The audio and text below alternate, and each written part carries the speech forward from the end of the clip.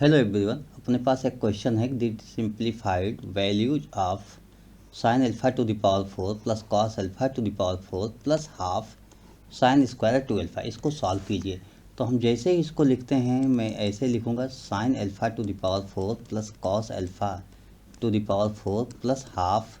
देखिए यहाँ पर साइन टू अल्फा का होल स्क्वायर है और आपको मालूम होना चाहिए sine two alpha equal to sine alpha cos alpha, ये फार्मूला होता है। तो साइन टू अल्फा का होल स्क्वायर है, इसका मतलब हुआ होल स्क्वायर। तो मैं ऐसे लगा दूंगा, साइन टू अल्फा सॉल्व कर लेता हूँ।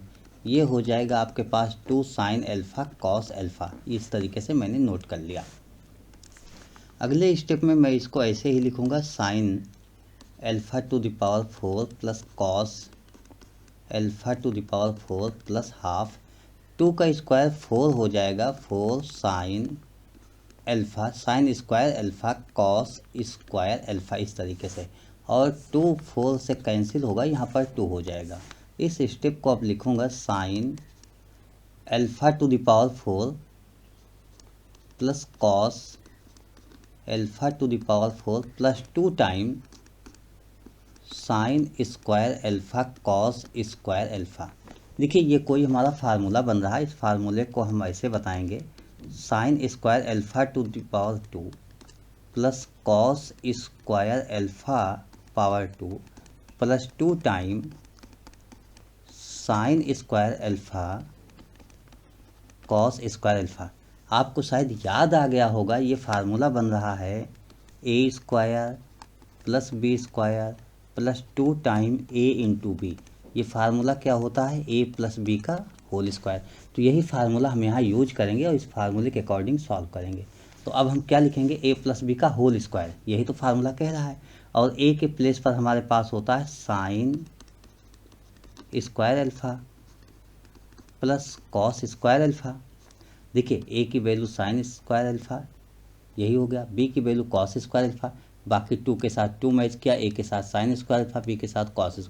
तो जाहिर सी बात हम ए प्लस बी का होल स्क्वायर लिखेंगे। ए की value sine square alpha plus B की वैल्यू कॉस स्क्वायर अल्फ़ा, इसका होल स्क्वायर यही आना चाहिए। तो ये मैंने नोट कर लिया और इसको मैं हटा दे रहा हूँ, इसका हमारे पास कोई यूज नहीं है। यानी फार्मूला आपको मैंने बता दिया।